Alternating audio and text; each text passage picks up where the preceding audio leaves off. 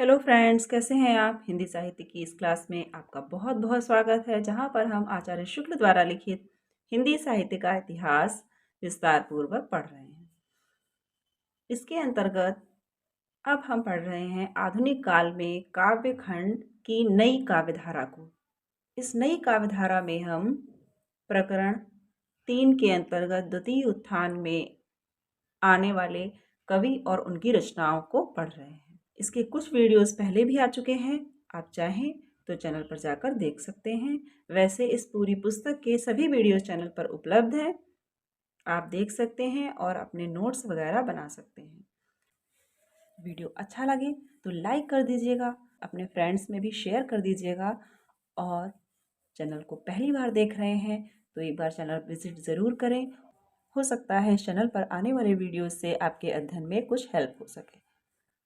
आइए देखते हैं आगे के कवियों को। राय देवी प्रसाद पूर्ण। आज हम पढ़ने वाले हैं राय देवी प्रसाद पूर्ण जी को। पूर्ण जी का उल्लेख पुरानी धारा के भीतर हो चुका है। राय देवी प्रसाद पूर्ण को हम पुरानी काव्यधारा के अंतर्गत भी पढ़ चुके हैं। वहां पर इनकी काव्य की पुरानी धारा के अंतर्गत आने वाली रचनाओं का समावेश किया गया था और यहाँ पर वे रचनाएं रखी गई हैं जो काव्य खंड की नई धारा में सम्मिलित करने योग्य हैं। वे ब्रज भाषा काव्य परंपरा के बहुत ही प्रौढ़ कवि थे और जब तक जीवित रहे अपने रसिक समाज द्वारा उस परंपरा की पूरी चहल पहल बनाए रखे। ये ब्रज काव्य परंपरा के बहुत ही प्रौढ़ कवि थे और अपने रसिक समाज द्वारा उस परंपरा की पूरी चहल पहल भी बनाए रहे। उक्त समाज की ओर से रसिक वाटिका नाम की एक पत्रिका निकली थी। इस रसिक समाज ने एक रसिक वाटिका नाम की पत्रिका निकाली थी जिसमें उस समय के प्रायः सब ब्रजभाषा कवियों की सुंदर रचनाएं छपती थी। इस पत्रिका में, जिसका नाम था रसिक वाटिका, उस समय के जितने भी ब्रजभाषा के कवि थे उन सब की सुंदर रचनाएं उसमें छपा करती थी। जब संवत 1977 में पूर्ण जी का देहावसान हुआ, उस समय उक्त समाज निरवलंब सा हो गया था।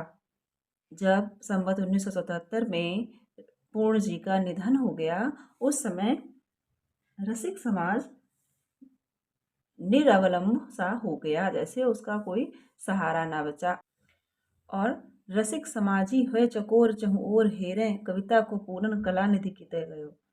रसिक समाजी जो जितने थे, जितने कवि थे रसिक समाज में, चकोर की तरह चारों ओर ढूंढ रहे थे कि कविता को पूर्ण कला निधि अर्थात पूर्ण जी कहाँ गए। ये रत्नेश की पंक्ति है। पूर्ण जी सनातन धर्म के बड़े उत्साही अनुयायी तथा अध्ययनशील व्यक्ति थे। सनातन धर्म के बड़े उत्साही अनुयायी थे। सनातन धर्म के अनुयायी होने के साथ साथ अध्ययनशील व्यक्ति भी थे। उपनिषद और वेदांत में उनकी अच्छी गति थी, अर्थात अच्छी पकड़ थी। सभा समाजों के प्रति उनका बहुत उत्साह रहता था और उनके अधिवेशनों में वे अवश्य कोई ना कोई कविता पढ़ते थे। सभा समाज जब होते थे तो इसका सभा समाज में जाने का उनको बड़ा उत्साह रहता था और इस प्रकार के अधिवेशनों में वे कोई ना कोई कविता अवश्य पढ़ा करते थे। देश में चलने वाले आंदोलनों जैसे स्वदेशी को भी उनकी वाणी प्रतिध्वनित करती थी। देश में चलने वाले आंदोलन थे, उनको भी उनकी वाणी, उनको भी वे आवाज़ दिया करते थे, अर्थात उन पर भी वे लिखा करते थे, अर्थात अपने राष्ट्र और देश के प्रति जागरूक कवि थे। भारतेंदु प्रेमघन आदि प्रथम उत्थान के कवियों के समान पूर्ण जी में भी देशभक्ति और राजभक्ति का समन्वय पाया जाता है। जिस प्रकार भारतेंदु युग के कवियों में पाया जाता है देशभक्ति और राजभक्ति का समन्वय, उसी प्रकार द्वितीय उत्थान में पूर्ण जी के अंदर भी देशभक्ति और राजभक्ति का समन्वय पाया जाता है। बात यह है कि उस समय तक देश के राजनीतिक प्रयत्नों में अवरोध या विरोध का बल नहीं आया था। उस समय तक देश की जो राजनीति थी, उस राजनीतिक प्रयत्नों में अवरोध या विरोध का बल नहीं आया था और लोगों की पूरी तरह धड़क नहीं खुली थी। अतः उनकी रचना में यदि एक ओर स्वदेशी पर देशभक्तिपूर्ण पद्य मिले तो दूसरी ओर सन 1911 वाले दिल्ली दरबार के ठाट बाट का वर्णन तो आश्चर्य न करना चाहिए। खुलकर उस समय जो सत्ता थी उसके प्रति विरोध नहीं हुआ था, अर्थात जहां उन्होंने देश की देशभक्तिपूर्ण आवाज भी उठाई है, वहीं दूसरी ओर उन्होंने दिल्ली दरबार के ठाट बाट का भी वर्णन किया है, अर्थात राजभक्ति भी उनकी कविता में पाई जाती है। जहां उन्होंने देशभक्ति पर लिखा है, वहीं दूसरी ओर राजभक्ति पर भी लिखा है। इस प्रकार की यदि रचनाएं उनकी पाई जाएं, पंक्तियां पाई जाएं, तो आश्चर्य नहीं करना चाहिए।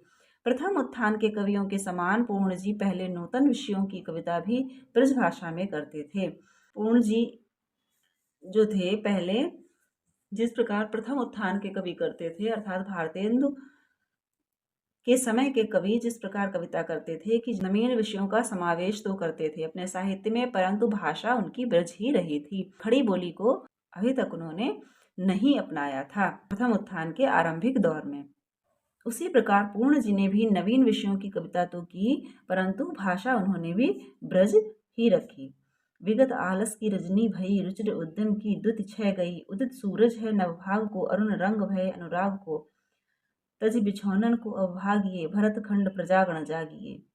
ये भारत की जो प्रजा है उसका आवाहन तो किया है, देशभक्ति परक रचना तो की है, परंतु ये भी उन्होंने ब्रजभाषा में की है।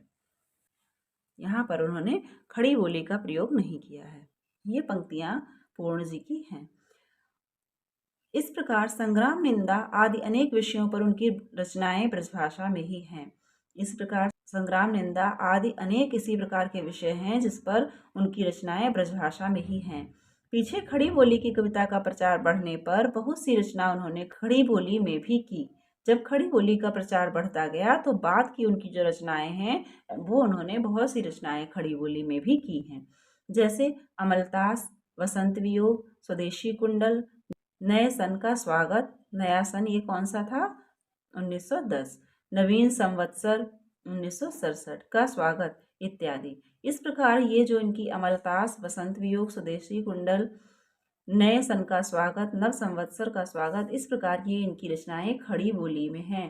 तो यहाँ से आपका प्रश्न भी बन सकता है, दिया जा सकता है कि निम्न रचनाओं में से पूर्ण जी की खड़ी बोली की रचना कौन सी है या ब्रजभाषा की रचना कौन सी है। तो इसको आपको अलग से ध्यान रखना होगा कि संग्राम, निंदा जो है ये इनकी ब्रजभाषा की रचना है, जबकि ये रचनाएं सभी इनकी खड़ी बोली में लिखित रचनाएं हैं। स्वदेशी, देशोद्धार आदि पर उनकी अधिकांश रचनाएं इतिवृत्तात्मक पद्यों के रूप में हैं। स्वदेशी, देशोद्धार आदि पर उनकी जो बहुत सी रचनाएं हैं वो इतिवृत्तात्मक पद्यों पर हैं। इतिवृत्तात्मक पद्य ऐसे पद्य होते हैं जो गद्य की ओर झुके होते हैं या गद्यात्मक होते हैं। बसंत वियोग बहुत बड़ी कविता है जिसमें कल्पना अधिक सचेष्ट मिलती है। इनकी बसंत वियोग नाम की कविता बहुत बड़ी कविता है जिसमें कल्पना अधिक सचेष्ट मिलती है, कल्पना अधिक मुखर हुई है, सचेष्ट मिलती है, सजीव मिलती है। उसमें भारत भूमि की कल्पना एक उद्यान के रूप में की गई है। ये आपका यहाँ से इम्पोर्टेंट है। राय देवी प्रसाद पूर्ण की कौन सी रचना में भारत भूमि को उद्यान की तरह बताया गया है, भारत भूमि की कल्पना उद्यान के रूप में की गई है? तो ये रचना है बसंत वियोग। बसंत वियोग नामक रचना में भारत भूमि की कल्पना एक उद्यान के रूप में की गई है। प्राचीन काल में यह उद्यान सत्व गुण प्रधान तथा प्रकृति की सारी विभूतियों से संपन्न था और इसके माली देवतुल्य थे। प्राचीन काल में ये जो उद्यान है, जो भारत भूमि है, ये सत्व गुण प्रधान थी और प्रकृति की सारी विभूतियां इसमें थी। प्रकृति की सारी विभूतियों से ये भारत भूमि संपन्न थी और इसके सभी माली देवतुल्य थे। पीछे मालियों के प्रमाद और अनैक्य से उद्यान उजड़ने लगा। अब पीछे अर्थात बाद में मालियों के प्रमाद और अनैक्य से जो अलगाव है वो बढ़ने लगा मालियों के बीच में और इससे उद्यान उजड़ने लगा। यद्यपि कुछ यशस्वी महापुरुष विक्रमादित्य ऐसे कुछ काल के लिए उसे संभालते दिखाई पड़ते हैं, पर उसकी दशा गिरती ही जाती है। यद्यपि कुछ यशस्वी महापुरुषों ने उसको संभालने की भी कोशिश की, ऐसा भी प्रयास किया और कुछ दिनों तक संभला भी, परंतु उत्तरोत्तर उसकी दशा गिरती ही गई। अंत में उसके माली साधना और तपस्या के लिए कैलाश मानसरोवर की ओर जाते हैं, जहां आकाशवाणी होती है कि विक्रम की 20वीं शताब्दी में जब पश्चिमी शासन होगा तब उन्नति का आयोजन होगा। और अंत में उसके माली जब कैलाश मानसरोवर की ओर जाते हैं, जहां आकाशवाणी होती है कि विक्रम की 20वीं शताब्दी में पश्चिमी शासन होगा, तब यहाँ उन्नति होगी, इस उद्यान में उन्नति का आयोजन होगा। इस प्रकार की कल्पना वसंत वियोग नामक कविता में की गई है। अमलतास नाम की छोटी सी कविता में कवि ने अपने प्रकृति निरीक्षण का भी परिचय दिया है। अमलतास नामक कविता में कवि का प्रकृति निरीक्षण है। प्रकृति निरीक्षण का परिचय किसमें दिया है? अमलतास नामक कविता में। ग्रीष्म में जब वनस्थली के सारे पेड़ पौधे झुलसे रहते हैं और कहीं प्रफुल्लता नहीं दिखाई देती है, उस समय अमलतास चारों ओर फूल कर अपनी पीत प्रभा फैला देता है। ग्रीष्म में वनस्थली अर्थात गर्मियों, जब वनस्थली के सारे पेड़ पौधे झुलसे से रहते हैं और कोई पेड़ पौधे प्रकृति प्रफुल्लित नहीं दिखाई देती है, उस समय अमलतास चारों ओर फूल कर अपनी पीत प्रभा फैला देता है, अपनी पीली प्रभा चारों ओर बिखरा देता है। इससे कवि भक्ति के महत्व का संकेत ग्रहण करता है। इससे कवि अमलतास से क्या संकेत ग्रहण करता है? भक्ति के महत्व का संकेत ग्रहण करता है।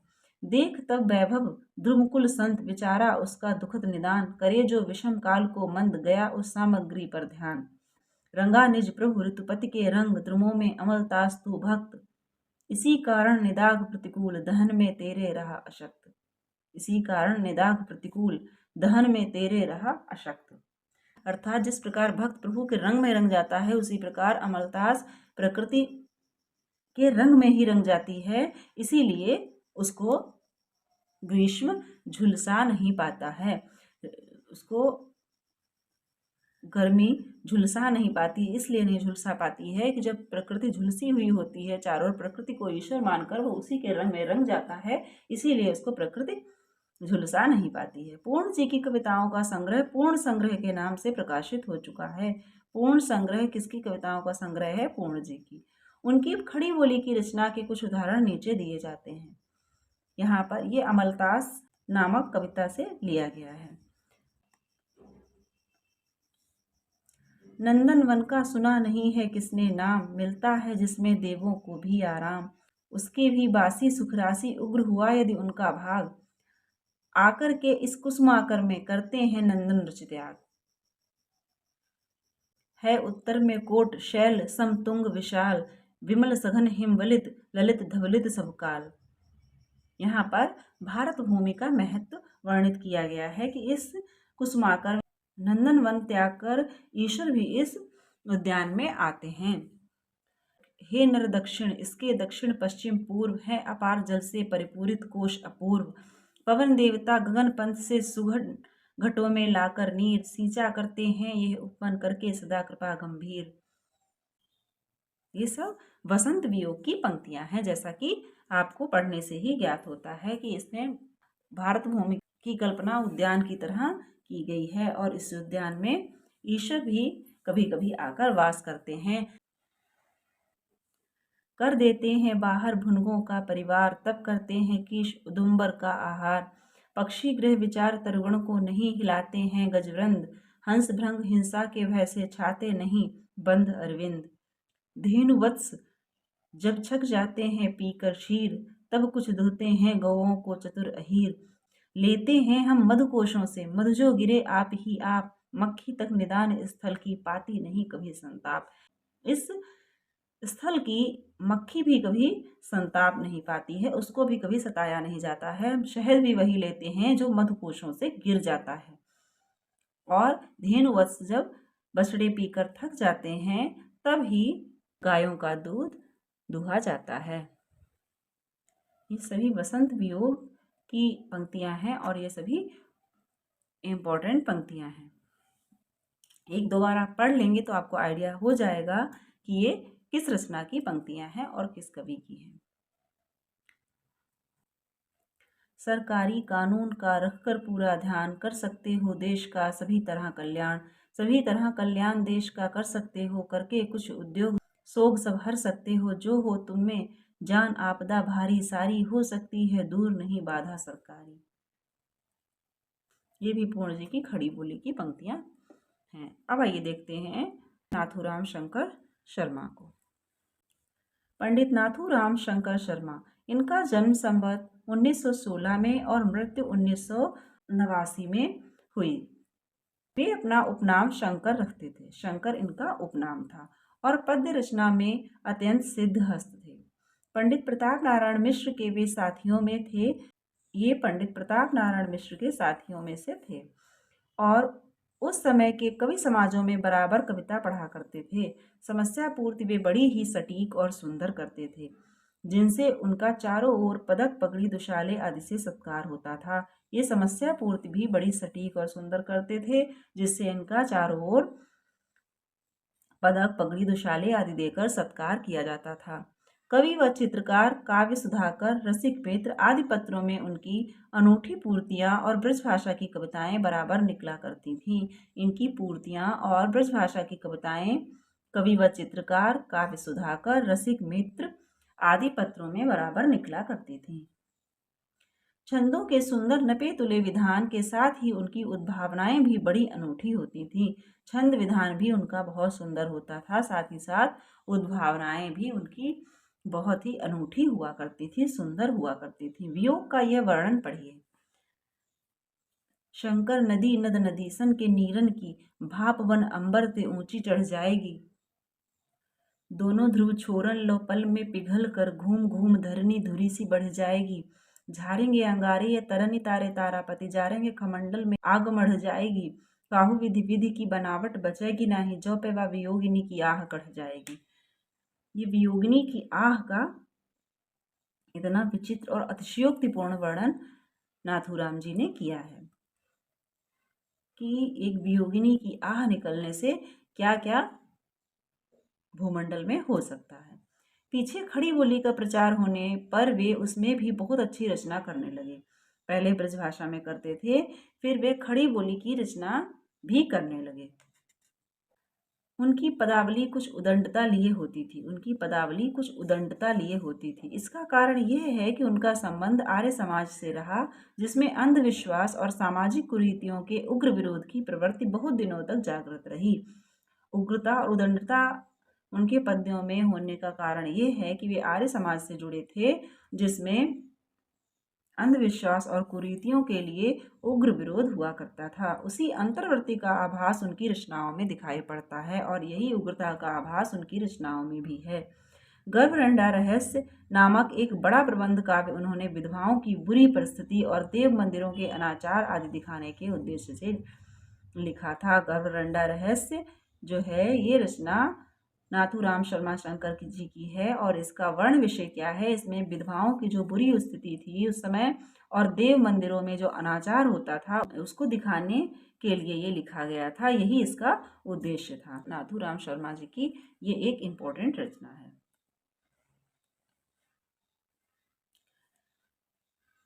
उसका एक पद्य देखिए। अब इसी रचना का एक पद्य यहाँ पर आचार्य शुक्ल ने दिया हुआ है।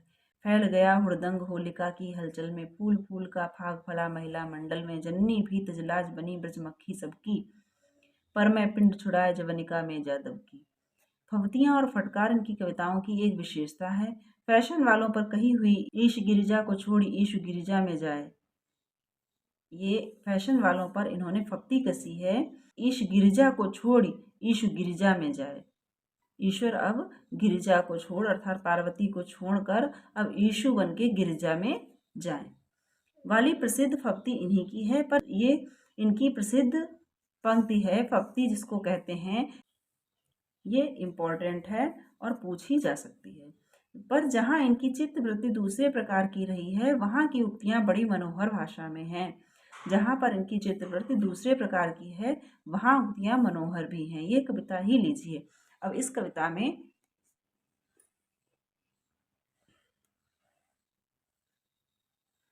इनकी पंक्तियां मनोरम बन पड़ी हैं।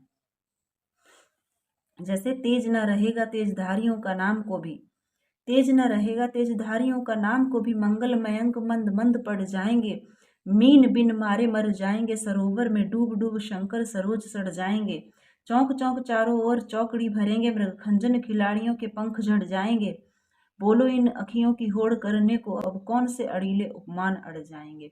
ये इतनी सुंदर पंक्तियां ये यहाँ पर कहा है कि जहाँ पर इनका चित्तवृत्ति दूसरे प्रकार की होती थी, वहां पर ये सुंदर मनोरम पंक्तियां भी लिखते थे, जिसका एक उदाहरण यहाँ पर आचार्य शुक्ल ने दिया हुआ है। तो यहाँ इन पंक्तियों को भी आप ध्यान रखिएगा, पंक्तियां इंपॉर्टेंट हैं।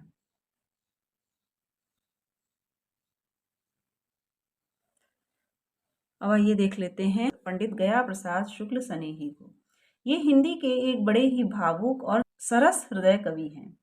ये बड़े ही भावुक और सरस हृदय कवि हैं। ये पुरानी और नई दोनों चाल की कविताएं लिखते थे। ये पुरानी और नई दोनों प्रकार की कविताएं लिखते थे। इनकी बहुत सी कविताएं त्रिशूल नाम से निकली हैं।